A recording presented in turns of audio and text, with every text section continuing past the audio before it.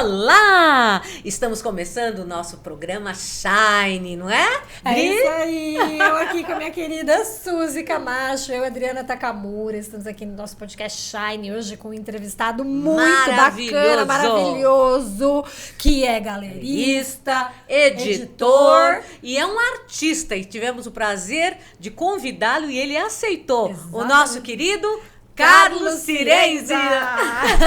Agora errei. Cirenzi ou Cirenza? Cirenza.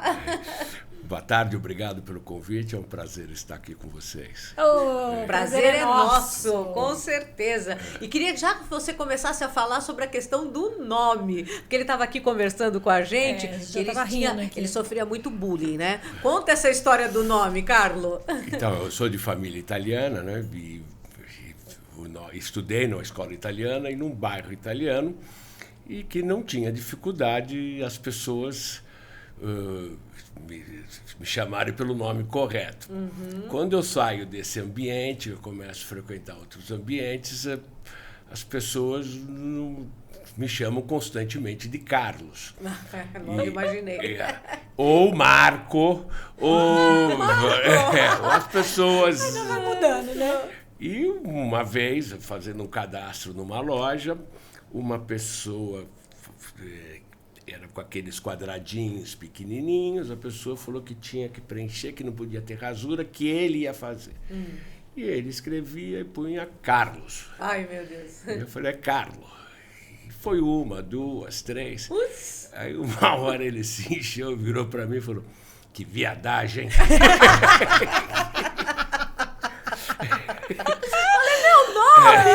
Você está escrevendo errado. Dificuldade, né? De escrever o nome. Aliás, hoje em dia todo mundo tem, né? Cada um quer colocar o nome, que coloque, né? E também tem o sobrenome, né? Porque o sobrenome é Cirenza, mas na comunidade italiana é Cirenza que se fala. Sim. E se você falar Cirenza, o cara põe um TI. Exatamente. E se você fala Cirenza, ele vai direto no S. E se você fala que não é com S, ele escreve Firenze. Ai, meu Deus!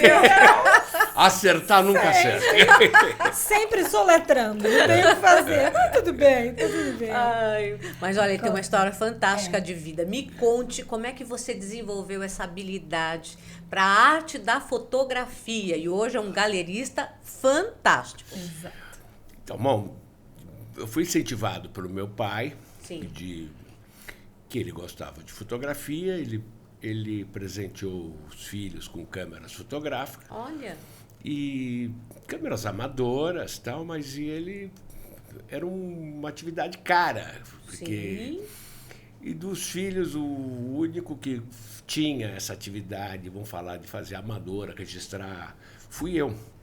Quantos anos você tinha quando ganhou a câmera? 6 anos. 6 aninhos! Olha, o pai investiu já.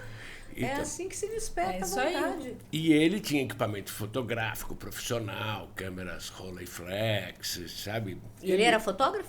Não. Meu pai era hobby. Só hobby. Ele era advogado de formação, comerciante industrial na atividade dele, da prática.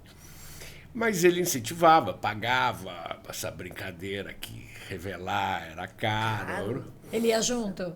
Não. Cada mas um ele vai deixava fazer os seus interesses. Por exemplo, assim, tem algumas viagens, por exemplo, ele sabia, ele já dava 5 filmes, por exemplo, tá entendendo? Porque esses filmes eram cartuchos com poucas exposições, entende? Não era, bom, nem dá pra comprar. Não é que nem hoje, né? Não dá nem pra comprar. Umas 24, 20 12, fotos da mesma pose. Com a mesma. E aquilo fazia os registros de viagem, de família, com os amigos, tal, mas nunca saiu disso. E quando eu comecei mais ou menos com uns 12 anos, eu comecei a fuçar esse equipamento dele e ele acabou me dando esse equipamento profissional. E eu comecei a fotografar com ele e fui no jornal Estado de São Paulo, conheci o seu Oswaldo Palermo, que era o editor de fotografia, e o pauteiro, que trabalhou lá, acho que até morrer. Hoje o filho dele, que também chama Oswaldo Palermo Júnior, se eu não me engano, o filho, está lá ainda. E ele achou engraçado ter uma pessoa jovem ali, 14 anos, mas ele não me dava nenhuma pauta de responsabilidade e tal. Ele me dava o assunto cidades, que é buraco de rua, acidente, semáforo quebrado, sabe? Mas você já começou jovem, então, com 14 anos, no jornal, exatamente. Já fazendo as fotografias que você já gostava de fazer. Olha que legal. E comecei a fazer aquilo e fui fazendo muito tempo. Aquilo lá não tinha... Era um freela constante, tá entendendo? Nessa época, a comunicação era por bip. Nossa. Tá entendendo? Então, ele sabia que eu tinha limitações por causa de escola, por causa de coisas. E quando eu não queria trabalhar também, ele estava pouco se lixando. E depois foi mudando. O seu Oswaldo se afastou do trabalho de pauteiro. Entrou outro que não gostava muito de mim, mas me dava umas pautas meio encrencada lá sempre. E tinha outra... O Estadão tinha uma coluna, acho que era quinzenal, de sinofilia, de cachorros. E o Estadão não tinha horóscopo, ele tinha o dia astral. E junto com esse dia astral, de 15 em 15 dias, tinha... Que é fotografar cachorros. Ia nos criadores de cachorros, tá entendendo? E fotografava aqueles cachorros enormes, pequenininhos, mas todos cachorros de raças, tá entendendo? E basicamente no Estadão foi esse trabalho. O trabalho era muito mais, às vezes, para o Jornal da Tarde do que para o Estadão mesmo. Mas você não ficou só na fotografia, né? Você foi estudar outra coisa, eu né? continuei estudando, fiz administração pública e fiz na administração pública. Mas eu continuei com a fotografia. Seu pai ficou muito feliz quando você foi para a área da fotografia, não ficou? Não, meu pai não aprovou. Não aprovou? Não aprovou, não aprovou. Ele queria que fosse só um hobby, que nem o dele. Ele queria mais ou menos isso. Eu acho que, inclusive, até por preconceito da área profissão, né? A profissão não é. Eu acho que não eduquei meu filho para ele ser fotógrafo, tá entendendo? E o que ele esperava que você fosse? Provavelmente um cara de negócio. Eu fiz a Fundação Getúlio Vargas, era uma escola conceituadíssima, ainda tá entendendo? E o cara vai trabalhar em fotografia, tá entendendo? Nossa. Tá entendendo? Então, acho que aquilo não agradou muito ele. Tá Ou, no mínimo, você fosse também trabalhar com ele, né? Ele tentou que eu fosse trabalhar com ele, mas eu não quis trabalhar com ele, tá entendendo?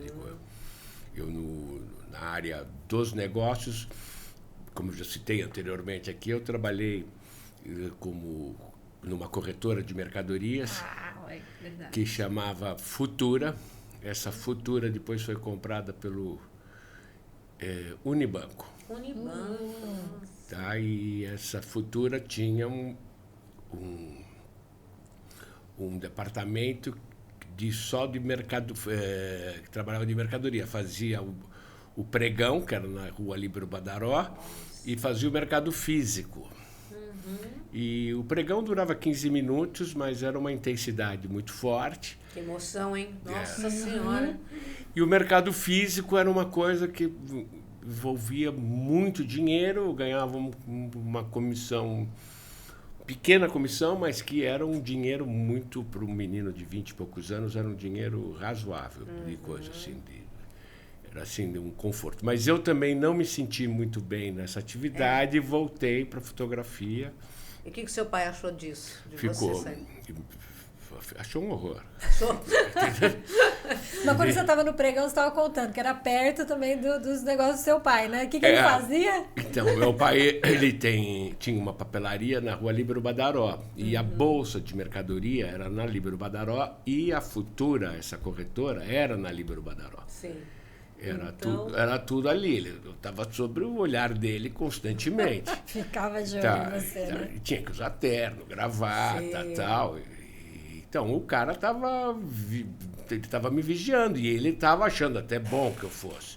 Quando eu abandonei isso, ele falou, você é imbecil, tá entendendo? Não, eu segui meu sonho, mas foi... Então, porque quando eu fiz, eu falei, não, eu vou montar o meu negócio. Tá? Eu montei uma empresa de prestação de serviços fotográficos profissionais.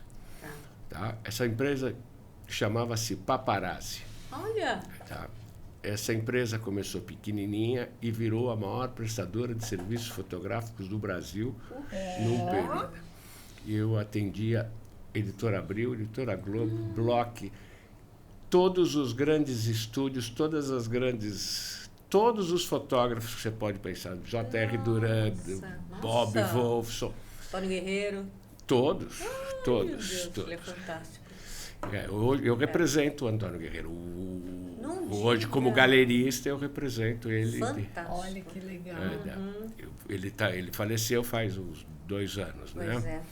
E eu sou o representante da família para os negócios dele. Tá entendendo? Nossa, trabalhou com realmente as Muito. estrelas. Trabalhei com coisas. E a empresa ficou muito grande, vamos falar. Ela era uma empresa, você imagina que ela trabalhava 365 dias, 24 horas por dia. Meu Deus! Ela tinha estação na Abril, e tinha estação na Globo, e tinha na Pedroso de Moraes. E teve uma época que teve na Rua Quatá, também no Itaim. Nossa! Era uma empresa muito grande, era um estresse muito grande. Lidar com fotógrafo, com as empresas não tem muito problema, porque é contrato. Você faz, presta o serviço, se prestou direito, ninguém te enche.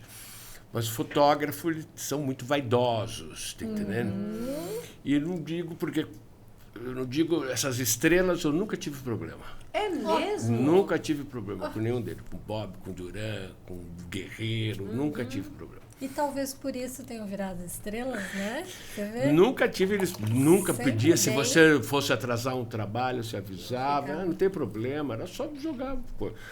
E, vamos falar, os fotógrafos que tinham menos destaque, alguns traziam muito problema, talvez até por, vamos falar, por gelosia, por ciumeira, alguma coisa assim, tá entendendo?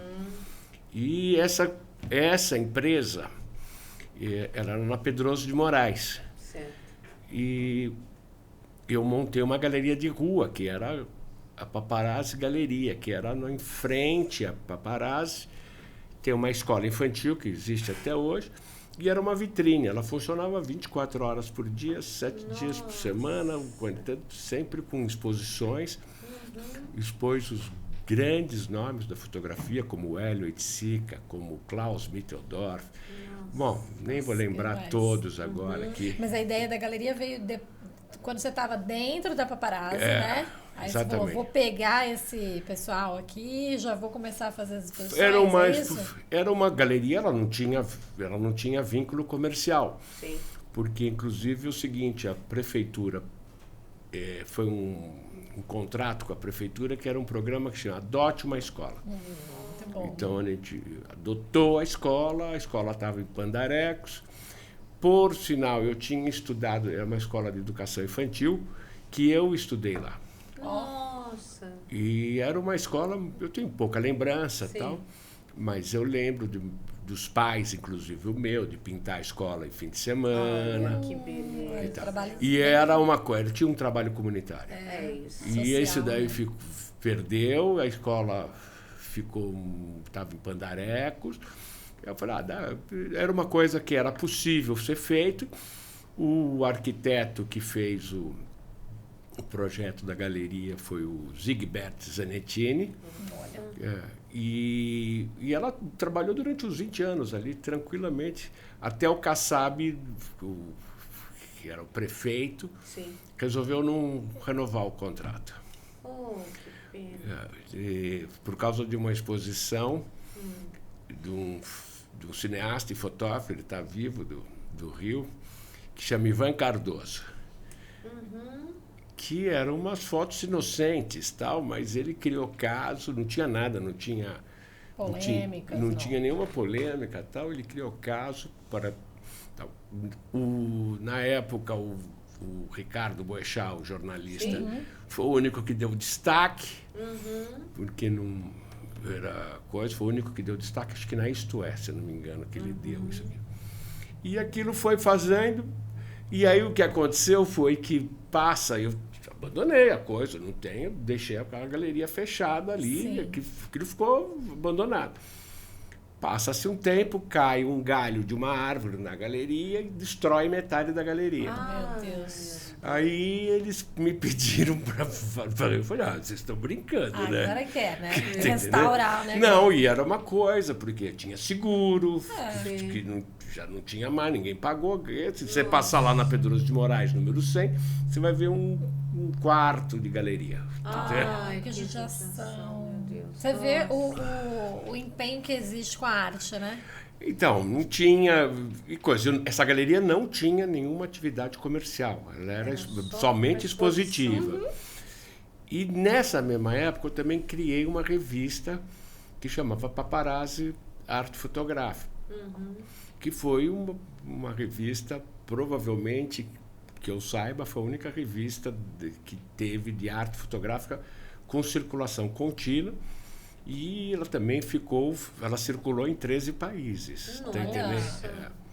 Por isso que eu estou te falando, eu conheci muita gente na área editorial, tá entendendo? E é uma atividade muito difícil. Mas a atividade, vamos falar, tanto como galerista e como editor, eram coisas que promoviam o meu negócio.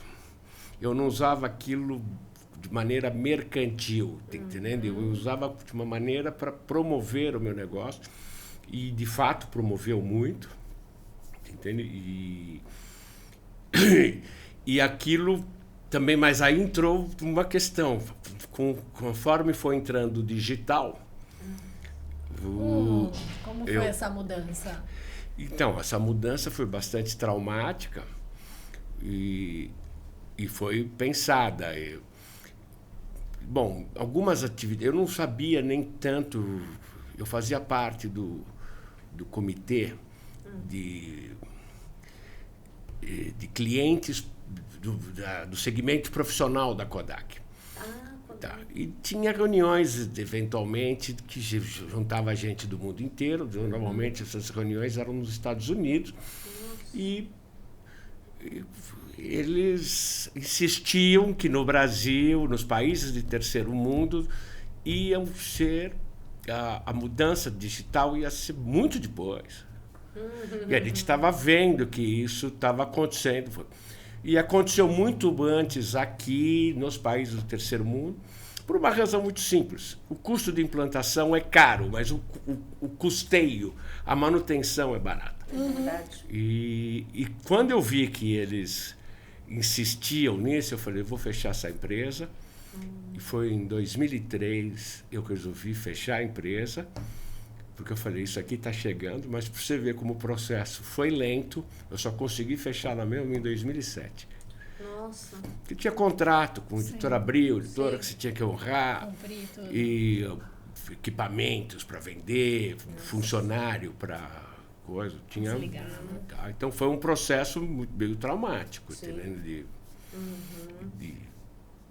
E assim foi fechando também, por exemplo. Mas eu mantive a galeria e a revista eu parei como atividade e eu tentei fazer dela uma atividade, vou falar, lucrativa, mas e era muito pouco. E como tinha até uma atividade, alguma lucratividade, mas como me demandava muita energia e pouca rentabilidade, eu também resolvi parar ela. Depois ela parou no ano de 2005. Tá. E hoje você migrou fazendo só a galeria? Então, aí o mercado de arte fotográfica no Brasil, ele praticamente não existia. Você tinha no Brasil, em 2000 e pouco, praticamente o Miguel Rio Branco e Mário Cravo Neto, que eles tinham um mercado fora do Brasil e tinham um respeito por ter um mercado fora do Brasil. Esse mercado não existia, mas ao mesmo tempo que acaba o mercado, vamos falar analógico, liquida, ele praticamente, os fotógrafos, os estúdios profissionais todos acabaram. Os fotógrafos entraram num processo de empobrecimento absurdo. É verdade. E esses equipamentos não valem nada mais hoje, nem para museu, porque tem tanto. E então, nesse período, começa a surgir o mercado fotográfico e eu comecei a trabalhar para a família do Hélio Oiticica.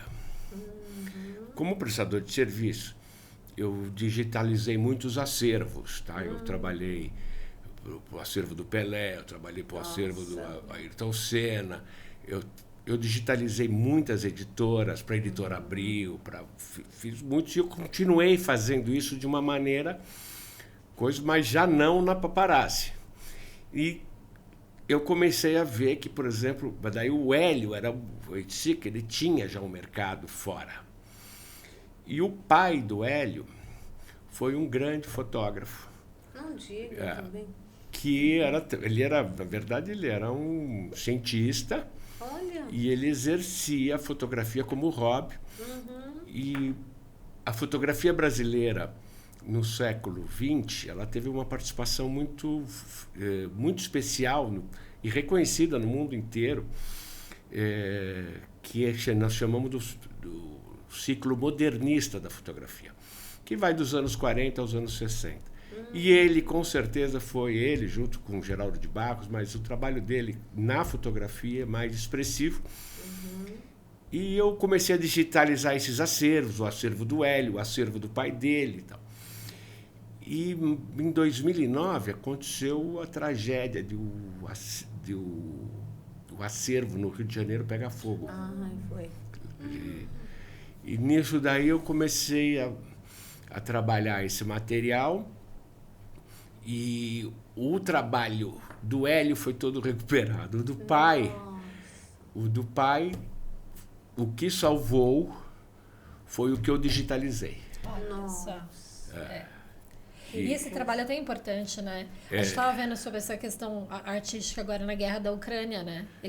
Muitos artistas lá pegando tudo que tem e digitalizando para, tipo, um dia, quem sabe, poder reconstruir o que está sendo super destruído. E é um trabalho muito importante que é um registro, né? É registro histórico, né?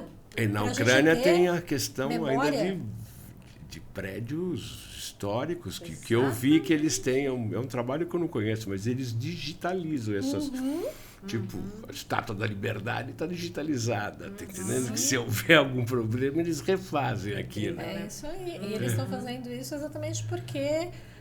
E um conjunto de artistas do mundo inteiro fazendo isso, né? Porque fantástico. Isso é importantíssimo. Uma preservação de memória, né? Assim, se você não tivesse digitalizado, aí, ó, pegou fogo, como é que faz? Não tem nada mais. Isso foi... Eu vou te falar, eu digitalizei isso em 2004, 2005. O incêndio foi em 2009. E nesse período que eu começo a entrar no mercado de arte fotográfica. Olha... Aí começou o seguinte, o Banco Itaú montou uma coleção de fotografia, que é muito importante, que ela não tem, mas desse período, do período modernista. O MoMA montou uma coleção. O IMS começou a montar uma coleção também então começou a surgir um mercado. Um dos donos do Itaú, que é o Alfredo Setúbal, e a mulher, que eu agora esqueci o nome dela, eles têm uma coleção expressiva desse período. Olha só. E começaram a surgir outros colecionadores dessa área.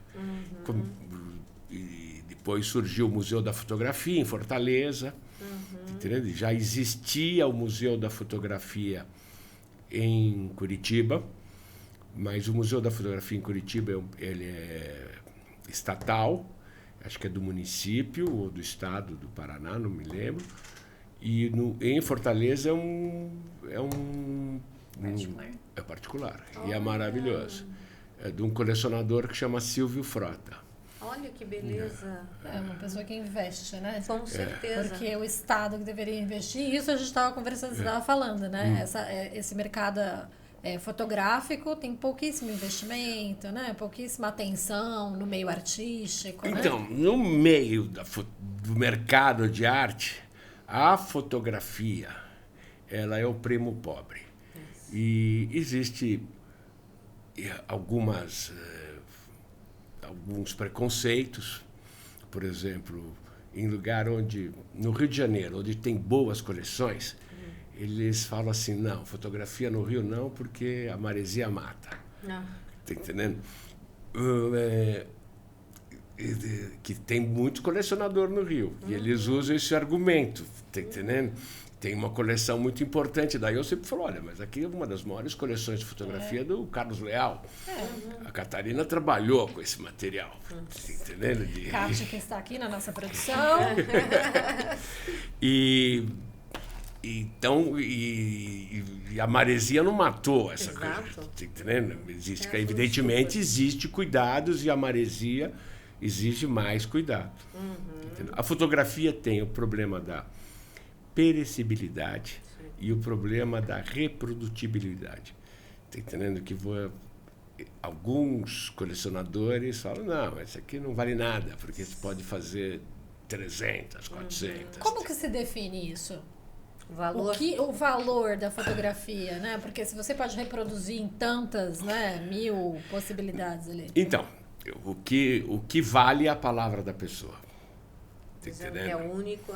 Então, por exemplo, assim, eu vou te falar que uma pessoa chamada Cláudia Andujar, ela fotografou os Yanomamis, ela está viva, ela tem 91 anos, ela está com uma exposição nesse momento em Nova York sobre os Yanomami, e a questão veio à tona por causa agora desse problema dos Yanomami, dessa tragédia que está passando lá. E começou a ter muita procura por material dela. A Cláudia é uma que não numera. Ela fala, eu vendo quantas eu quiser. Na França e nos Estados Unidos, que são os dois mercados mais maduros, esses fotógrafos têm mantido essa postura. O que eu tento falar para os fotógrafos aqui é o seguinte, olha, vender uma foto já é uma dificuldade. Vender 10 da mesma é quase impossível. Porque eles acham que querem fazer, por exemplo, achando que eu posso vender 10. Mas se você imprimir 10, você vai ficar com 10 na gaveta, praticamente. E se você fizer uma e não põe, você certifica que aquela foto... Não precisa nem certificar que é única. Ela fala, essa foto foi impressa tal época, tal, não sei o quê. Ela vai ter o valor disso. Os herdeiros as pessoas levam depois da maneira que quiserem, tá entendendo? No caso do Hélio, o Hélio tem um trabalho sobre que ele acha que a arte tem que ser reproduzida várias vezes. O Hélio usou a fotografia num trabalho que ele chama Cosmococa. Tá? Esse trabalho é um trabalho de projeção. Depois, quando o Hélio morreu, a família fez reproduções, tá entendendo? Mas ele deixava, ele falava, quiser fazer o que quiser fazer, ele não tinha muito. E tem muito. A Cláudia, por exemplo, que eu te falei, ela falou, eu faço o que eu quiser. Ela assina, ela reconhece, mas ela não fala, ela é única. Tá entendendo? Tá. Mas quem que põe valor, né? É a procura, né? Que é uma coisa que na arte todo mundo se questiona, né? Por que tal coisa fica tão elevado o valor e outras coisas nem tanto? Então, uma foto vai valer tanto, a outra foto vai valer bem menos. Como que se estipula o valor, né? Então, na fotografia? Então, na fotografia, vou te falar uma coisa. Existem algumas características. Um fotógrafo que chama Orlando Azevedo. Ele resolveu também fazer série. Aí, a gente é muito amigo, mas a gente não se fala, tal. E ele tem um trabalho maravilhoso. E ele procurou um colecionador muito importante, de Ribeirão Preto. E ele foi lá e falou, eu fiz série. O colecionador jogou o preço lá embaixo. Entendeu? Colecionador, então, que estipula. Não, ele tentou falar, eu quero 10 mil para cada. E acabou vendendo, se não me engano, por 3 mil. Tá entendendo? E que eu falei para ele, mas por que você fez essa besteira? Não, mas você vai... E ele imprimiu ele fez série de 3. Eu falei, você não... Eu falei, não pensou. Então, ficou, porque é difícil vender. É difícil vender uma. Vender 2 da mesma. No caso da Cláudia do Jar, que eu estou te falando, olha que ela tem mercado fora do Brasil. Isso. Então, teve 3 fotos dela que foram me solicitadas. Uma vale por volta de $15 mil, a outra por volta de $10 mil e a outra por volta de $14 mil. Olha. Entendendo? Esses são preços que praticam. Tem outra coisa que determina preço, é leilão. Tudo que é leiloado é registrado. Tá. Então, e o leilão é uma coisa que você, teoricamente, não houve manipulação, mas ele serve de uma base, né? de coisa. Tá, isso no leilão, porque o mercado de arte, é difícil saber como é precificado. Pois é. Entendendo? É por isso que eu te pergunto, porque fica tanta gente com essa dúvida, né? O mercado de arte é precificado como, né? Então, mas por exemplo, a pessoa não tem nome, oferece uma pessoa jovem que quer vender por um preço alto, ela não consegue. Tá? Eu vejo isso de montão.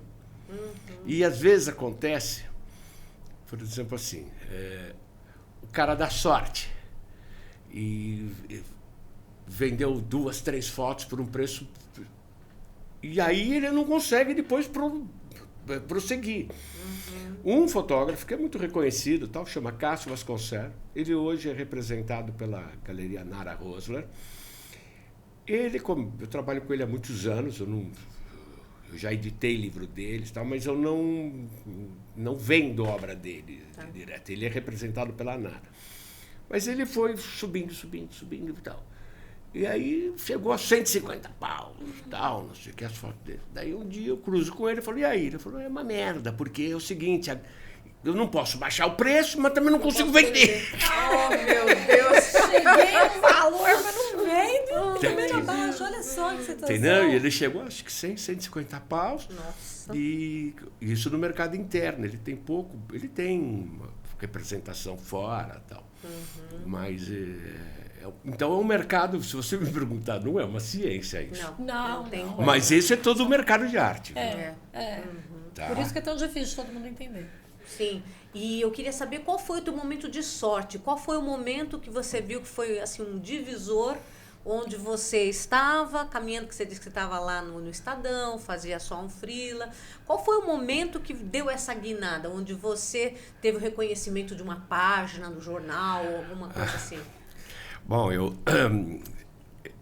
o pauteiro, que era o API, ele mandou um bip e me falou, olha, você tem uma matéria, uma pauta que é lá no DEIC. Você vai lá e encontra o Fausto Macedo e o Percival de Souza. O Percival. E que eles estão fazendo um especial sobre assalto a banco para o Estadão. Cheguei lá, encontrei com o Fausto Macedo, que me levou na carceragem. Eu cruzei com um cidadão, um ladrão de banco, que chamava Baiano Vanderlei. Uma pessoa simpaticíssima. Olha! O carcereiro tratando o cara daquela maneira meio bruta e tal. E eu tive uma empatia com o cara. E ele sorriu bastante, eu fiz 8 fotogramas. E essa fotografia foi gancho para o Jornal da Tarde. E acabou a matéria, derrubou a matéria do Estadão, e virou gancho da matéria, e a capa no dia seguinte, Jornal da Tarde, é: o bandido rouba, o bandido ri e conta como rouba um banco. Nossa! Olha só. Uma matéria que provavelmente ninguém iria querer fazer, né? Imagina, ir até lá na carceragem e foi a guinada, né? Foi um gancho de coisa. Mas isso foi também vamos falar, uma sorte de eu ter uma empatia com o bandido, cara. Porque eu achei também a brutalidade do carcereiro trazer o cara não apresentava perigo nenhum, daquele cheio de policial, sabe? Trazer o cara numa situação meio humilhante, tá entendendo? Pra, sabe, subjugar mesmo, né? O cidadão. Sim. Eu vou me lembrei o que ele falou. Eu falei assim, porque eu começo a conversar com ele. Falei, e aí, meu amigo, o baiano Vanderlei, como é que é? Deu para fazer muita grana roubando banco? Ele virou para mim e falou, não, é tudo mentira dele, você não tem nada. Daí o carcereiro falou que não tem, ele tá cheio de fazenda por aí, eu aqui dentro cuidando dele. Olha, contando a história, ninguém acredita. E ele falava que não tinha nada. Tal. E o cara falou, tá tudo em nome de mulher, de filho, de mãe tal. Ele é fazendeiro. Quando ele sair daqui, ele vai cuidar da... Ou seja, o carcereiro ajudou a contar a história, né? O carcereiro contou a história. E depois, eu nunca mais vi esse cidadão, mas eu achei foi uma situação muito engraçada. Claro. Nossa. E deu essa virada aí, né? Não, deu uma sorte, vamos falar. Porque eu nunca tinha feito capa nenhuma e foi a única capa que eu fiz. Depois eu fiz algumas capas de caderno que eles me deram com a Leda Catunda, com outros artistas que eles me pediam para fotografar. Mas também começou a ficar... Porque nesse período da minha vida eu tinha acabado a faculdade, e eu resolvi montar a empresa que é a Paparazzi, entendeu? O que deu na Paparazzi, né? Porque você tinha falado também de muitas histórias das crianças, o que era mais perrengue na arte de fotografia? Então, quando eu primeiro monto um estúdio fotográfico. Nesse estúdio fotográfico eu fazia um pouco de publicidade, que eu fazia lojas americanas, fazia publicidade, coisa. Fiz muito livro infantil. Olha! E fazia também teste de modelo. Sim. E no teste de modelo, o adulto não traz muito problema, mas criança é bem problemático, porque a criança vem com a mãe, com a avó. Ou seja, o problema não é a criança, né? São os acompanhantes, né? Normalmente a mãe e a avó, elas inibem a criança não consegue ter um bom desempenho, tá entendendo? De coisa. Dá um sorriso. Senta, vira a cabecinha, olha, faz tchau. Faz aquele sorrisinho pro papai. Isso daí era era mais comum, né? A frase. Aí pronto, a criança travava. Então, essas agências de modelo, eu tinha contato, eu fiz bastante para eles. Sim. E eu comecei a fazer muitos livros para melhoramentos. Olha. Esses livros infantis, eles eram maquetes. Eu não era o produtor, eu era só o fotógrafo. E essas maquetes eram montadas, então, vamos falar, a Anunciação de Jesus Cristo, depois o batismo, o Arcanjo Gabriel, e aquilo, cada livro, normalmente eram de 10 a 15 fotos, que eram 10, 15 cenários. Só que esse trabalho começou a exigir de mim que revelação noturna. E eu montei um laboratório para atender esse laboratório, um laboratório bem montadinho, mas não para atender terceiro. E ele me atendeu durante uns 2 anos, mas quando esse serviço se esgotou, ou eu mantinha o laboratório para terceiros, porque o custo de manutenção dele é alto, ou eu fecharia ele. E aí que eu montei essa empresa, que daí eu montei, vamos falar, a empresa abre para o público como prestação de serviço profissional. Qual foi o teu momento mais difícil que você superou? Putz, são tantos. Olha, a fotografia, ela era muito rica, né? E quando veio o digital, ele foi um momento muito traumático. a empresa a Paparazzi tinha 100 e tantos funcionários. Nossa. E mandar embora 100 e tantas pessoas foi dolorido e foi demorado. E fora isso, você se desfazer de equipamentos também não foi muito fácil. Foi um período de 4 anos. Meu Deus. Que começa em agosto de 2003, que eu resolvi, falei, tem que fechar, não vai.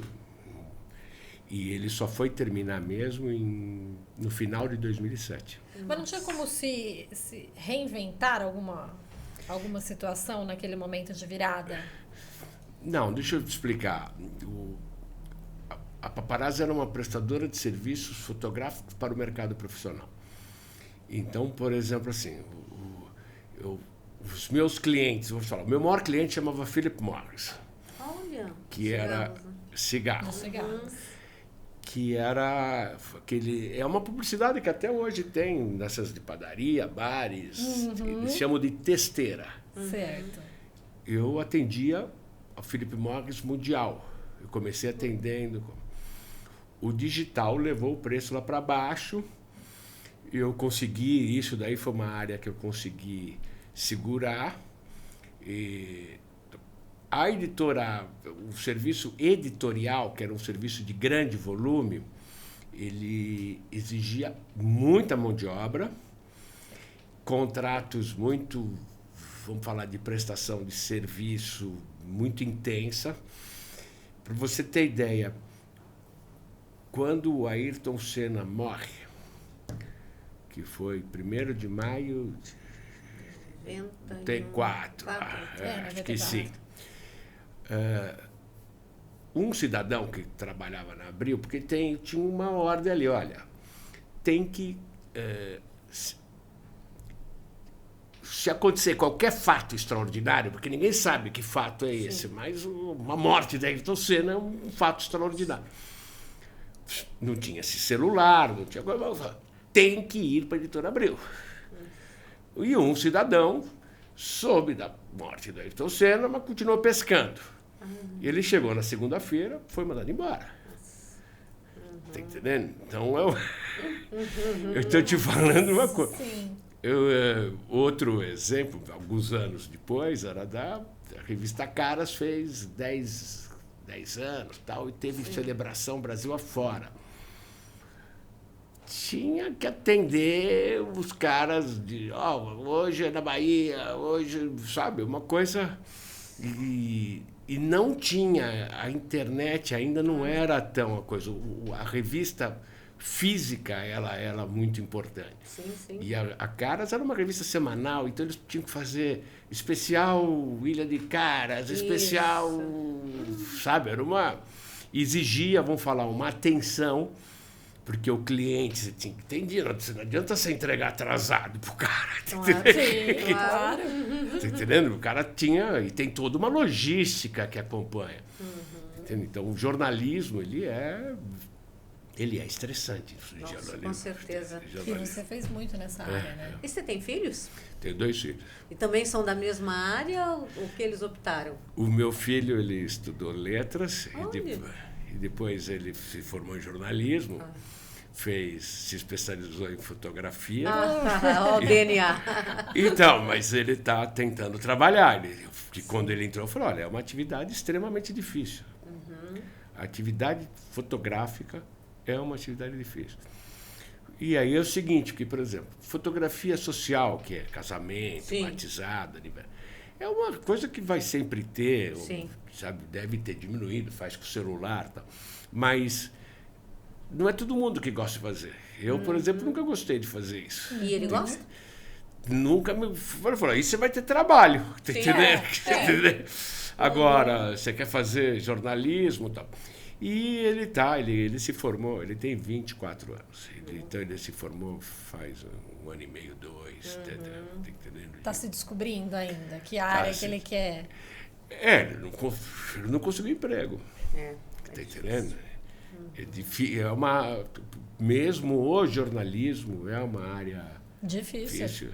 Com digital, né? Com certeza. E isso que você estava falando, dessa remodelagem de todo o mercado com esse processo de digitalizações e de mundo digital que a gente vive, né? Então existe todo um novo mercado para você reinventar. E as redes sociais e tudo isso torna as pessoas mais ansiosas, né? E esse processo fica mais dinâmico para as fotos ou não? O que você acha? Então, houve o seguinte, houve uma democratização da imagem. Sim. Que é positivo. Você entende? Quando surgiu o digital, existia uma coisa, não tem qualidade, não tem qualidade. Então, tem a mesma qualidade ou até superior. Agora, muitas vezes é outra linguagem. Você fotografar com um celular é diferente do fotografar com o equipamento profissional dele. Claro. Tá entendendo? Então, gera linguagens diferentes, geram coisas, mas abre outras oportunidades também. Sim. Estou vendo um menino ali fazendo filme com celular, tá entendendo? A fotografia desse celular é uma coisa que muita gente faz no mundo inteiro. Sim. Evoluiu muito, né? Certeza. As câmeras todas de celulares, todo mundo evoluiu, né? Então, eu acho positivo do lado de democratização. Agora, houve um empobrecimento absurdo. Isso a gente vê em todas as áreas, aliás, com toda a tecnologia. Você vê na música também. Antes você tinha todo um estudo para você realizar uma melodia. Hoje, em 5, 6 minutos, você é capaz de realizar, não é? Com os computadores, enfim, você realiza uma melodia, mas empobrecedora, porque realmente a criatividade, este olhar diferenciado, ele não está sendo desenvolvido na mesma proporção. Então, fica massificado. Eu tive um estagiário, que hoje ele é um fotógrafo bem sucedido, tá? Mas quando ele... Um dia ele me perguntou, fulano me pediu para fazer era um café que eu frequentava com ele, perto do meu escritório. Sim. E a pessoa pediu para fazer um trabalho, uma permuta com ele, se ele topava. Eu não tomei atenção, falei, não, vai lá, faz. Aí eu pergunto, mas quanto você cobrou? Porque você tem que dar um preço. Sim. Aí esse menino tinha feito faculdade, o Senac, de fotografia. Mas não ensinaram absolutamente nada de negócio fotográfico. Numa permuta, normalmente, os preços é cheio. E ele tinha cobrado uma coisa que não era um pão de queijo, tá entendendo? Meu Deus. Eu falei, agora você vai ter que cobrar, bonitão. Você fez, tá entendendo? Ele falou, mas você achou que foi... Não, era de graça, não tô brincando, era uma coisa que... Hoje ele está muito bem estabelecido e tal, mas... Ele não teve, sabe? A faculdade não deu esse preparo. Mas você sabe que esse é o defeito de todas as faculdades, né? Todas as faculdades te preparam para você ser um bom profissional, mas como é que você vai vender o seu serviço? Porque hoje é isso, né? Eu vou vender como? Eu tenho que também saber ser negociador do que eu vou estabelecer no mercado. Buscar as referências, né? Sempre, porque nas referências é que a gente acaba encontrando um caminho. Exatamente. E você deve ser referência para muitas pessoas. Os mais velhos, porque os mais novos não me conhecem muito. Bom. Sério? É verdade, eu não tenho... Eu não tive muito sucesso com... claro que eu tenho contato, mas eu não tive muito sucesso com os novos. Eles não me conhecem praticamente, porque eu não sou extremamente ativo nessas redes sociais. E, quer dizer, eu tenho de uma maneira meio burocrática, tá entendendo? Todo dia eu posto, mas é um robozinho que posta, a gente olha, tá, mas não é o dinamismo que a rede exige, tá entendendo? A rede exige um profissional do assunto, tá entendendo? E eu não sou esse profissional. Mas acho que não é só ser o profissional, é você ter essa dinâmica mesmo de gostar de estar na rede, estar constantemente nas redes sociais. O que você acha que vai ser o futuro da fotografia? Então, eu acho que a fotografia, vamos falar, hoje ele é um cara, o cara que for estudar fotografia, ele vai estudar hoje imagem. Certo. Porque ele tem que estar associado com movimento, tem que estar associado com áudio. E depois é o seguinte, no caso de mercado fotográfico, de arte fotográfica, eu acredito ainda que vai ser, os NFTs não devem entrar, ele pode virar um mercado ainda secundário. Provavelmente eu devo estar errado, mas porque eu não acredito que alguém compre, valorize alguma coisa que não tenha suporte. O que é NFT? Desculpa a ignorância. Também não sei. Bom, é Non-Fungible Token. É um NFT, é um arquivo digital e que ele, teoricamente, ele é incorruptível. Então, existe um mercado de NFT, tanto de desenho animado, de caricaturas, de fotografia, de filminhos, tá entendendo? E na fotografia existe, eu tenho alguns fotógrafos que eu pus para vender NFT, mas não tive muito sucesso, ou quando tem sucesso são preços muito baixos. Entendi. Tá? Mas eu não acredito que esse é um mercado que prospere dentro da arte fotográfica mesmo, tá entendendo? Porque eu imagino que quem quer uma foto quer o suporte. Tá entendendo? Mas vai saber também. Também tem de tudo, né? Tem de tudo, sem Com dúvida alguma. certeza. E lá na sua empresa, você teve na Paparazzi, algum perrengue, alguma coisa muito interessante, muito engraçada ou muito mala que aconteceu, assim, você pode falar, nossa. Olha, você imagina uma empresa que trabalha com fotógrafos. Então, Verdade, né? famosos, vaidades. Né? Então, muito coisa. Então, eu vou te contar um caso pitoresco. É o seguinte, vocês talvez lembrem de um fotógrafo chamado Fábio Cabral. O Fábio Cabral, ele fez aquele livro Anjos Proibidos, que era sobre uma nudez infantil. Esse material, primeiro que nudez infantil naquela década de 90, 80, era uma coisa que tinha fotógrafos no mundo inteiro que faziam. E ele fez um trabalho que estava exposto no MASP. Certo. Estava exposto no MASP, o diretor do MASP foi o curador da obra dele, e nós editamos um livro de Anjos Proibidos, com autorização dos pais, tudo, não sei. O Fábio Cabral foi para a Argentina e a polícia foi lá e pegou todos os livros, coisa, e foi uma coisa, ficou uns 2, 3 anos parado. E o Fábio Cabral é muito vaidoso, e ficou mais vaidoso ainda, porque o nome dele ganhou muito destaque. Sim, claro. E um dia eu chego para ele e falo, Cabral, me diga uma coisa, você se acha mais importante do que o Albert Sabin? Ele falou, eu não tenho a menor dúvida. Eu não estou brincando, mas ele não falou com ironia, não. Ele se achava, eu falei, então o Albert Sabin, o cara que fez a vacina da poliomielite. Tantas crianças. Nossa, subiu Você a cabeça. Você vê. Ficou, subiu a cabeça. Mas tem essas coisas, né? Nessa área. E você sabe uma dúvida que... Não é uma dúvida, uma curiosidade, assim, que as pessoas têm muito com essa história dos paparazzis. E aí a sua empresa se chamou isso, né? Teve esse nome. Hoje, esse mercado é um mercado que no Brasil dá dinheiro? Porque, assim, fora você tem muito nos Estados Unidos, família real, lá na Inglaterra, então, tem muito, eles ganham muito dinheiro. E aqui? Então, eu vou te falar, eu usei o nome paparazzi. O nome paparazzi, antes da Diana, ele não tinha uma conotação tão negativa assim. Sim. E nos anos 90 teve não me lembro, acho que no início dos anos 90, teve uma Bienal de fotografia em Curitiba, e que eu fui chamado para um debate, e num auditório muito grande, e que tinha muita gente de fora. Não tinha acontecido a Diana ainda, não tinha acontecido nada disso. Estava eu, o editor do Globo, e mais uma ou duas pessoas na mesa.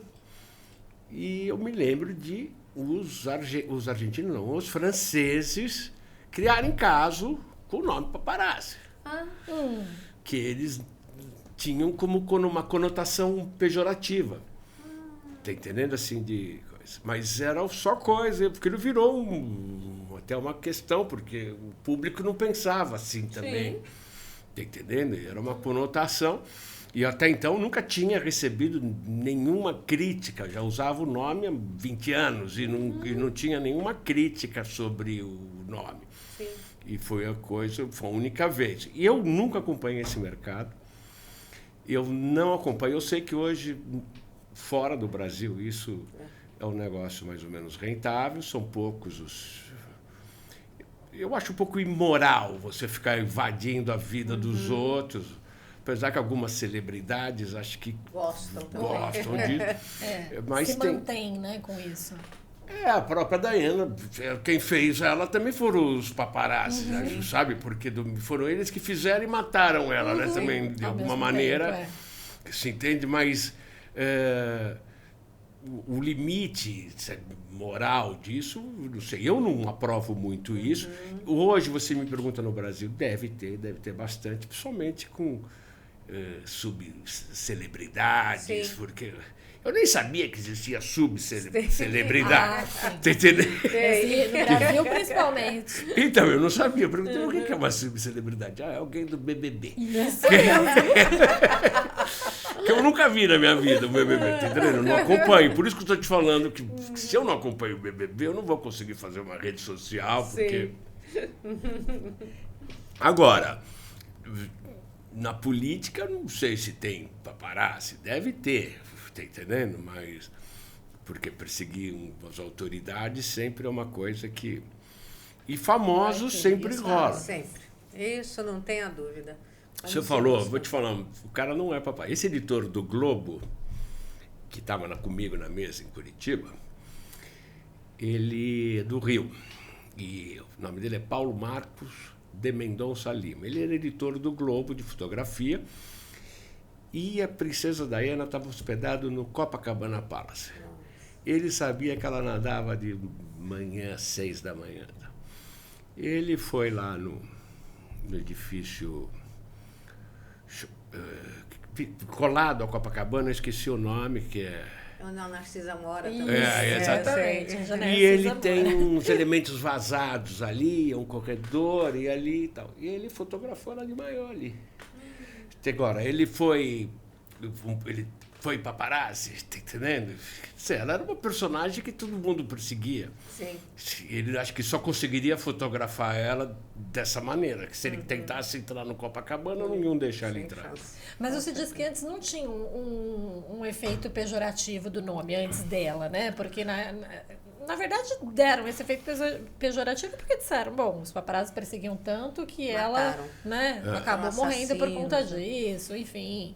Agora, e antes? Qual que era, então, o efeito de paparazzi? Qual que era o significado? Eu vou te falar uma coisa. A revista Paparazzi, ela circulava. Ela estava no MoMA, ela estava no Louvre, e ela não tinha essa...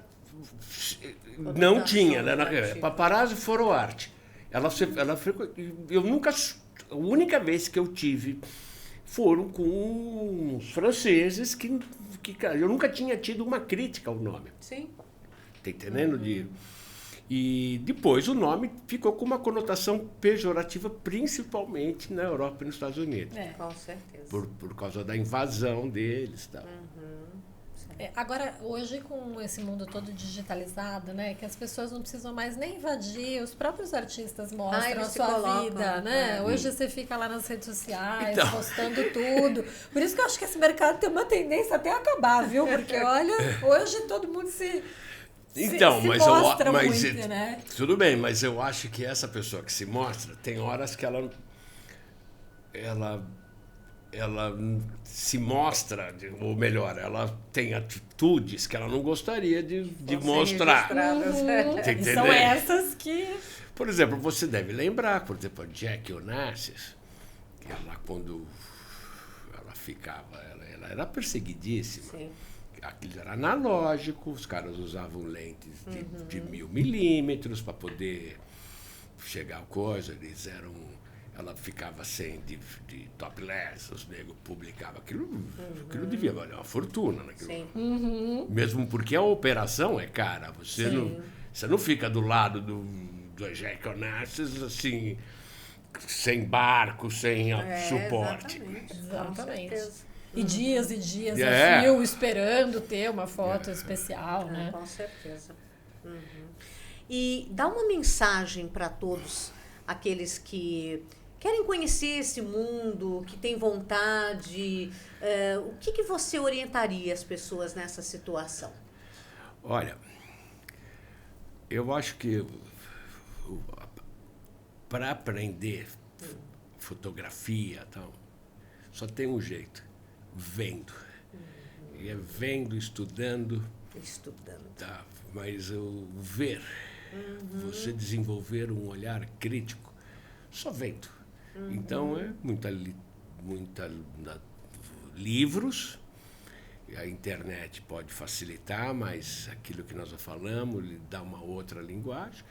Exposições, entende? E para as galerias, né? As galerias, nos museus, nos institutos de arte, tem bastante coisa. Mas é ver, não tem outro jeito do cara desenvolver um olhar crítico, um olhar fotográfico, se não for vendo. Para quem está começando, quais são as referências que a pessoa pode procurar para ela começar a entender esse mundo? Olha, eu acho que ela poderia primeiro consultar o site da Biblioteca Nacional do Rio de Janeiro, que tem um departamento maravilhoso. O Brasil tem uma coleção do século XIX fantástica de fotos. E é disponível na internet e não é disponível fisicamente, isso porque são material raro.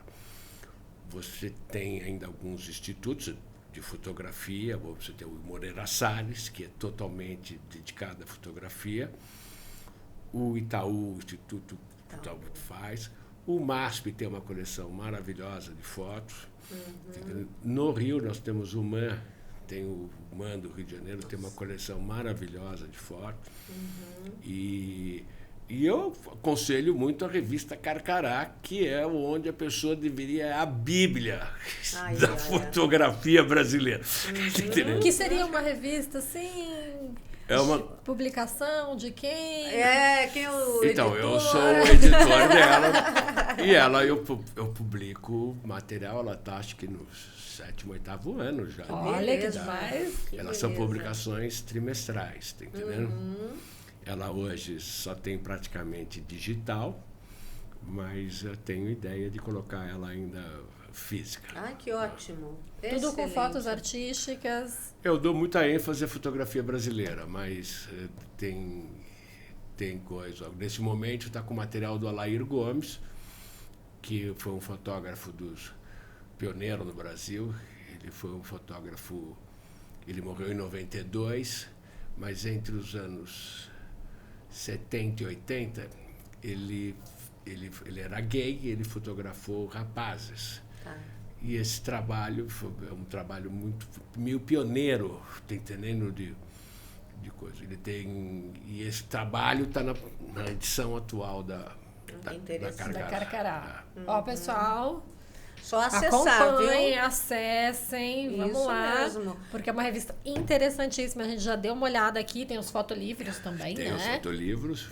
E vocês vão acompanhar tudo aqui, que nós vamos deixar todas as redes sociais dele. Vai ficar tudo aqui para que vocês possam acompanhar todo esse trabalho fantástico na área de fotografia, hein? E ele deu um exemplo de vida, não é? Aquilo que as pessoas acreditavam que naquele momento não seria suficiente para a sobrevivência, olha só como ele foi desenvolvendo o trabalho e se tornou quem nós vemos hoje, não é? Exatamente. Se ele se baseasse só na questão de vou trabalhar naquilo que dá dinheiro, provavelmente não teria se desenvolvido esse trabalho tão incrível. Então, às vezes você fica na dúvida, pensa assim, não, eu vou trabalhar naquilo que dá dinheiro, espera aí, trabalhe sim naquilo que você você gosta, mas estudando, sabe, se dedicando, aceitando as oportunidades, como ele colocou aqui, ele fotografava cachorrinhos, ele fotografava buracos em rua, ele não escolhia, ele fazia o que tinha naquele momento para ser feito, e aí surge a grande oportunidade, não é? E tudo serve de aprendizado, sempre, porque é um aprendizado de vida, né? Vai ninguém começa lá em cima, não se escolhe aonde vai trabalhar, pegue, faça, tenha essa experiência, porque ali no dia a dia é que você vai desenvolvendo as técnicas e as habilidades necessárias para você alcançar o seu objetivo. Exatamente, ser um excelente profissional e dar exemplo de vida aqui para nós, para vocês, para todo o Brasil, né?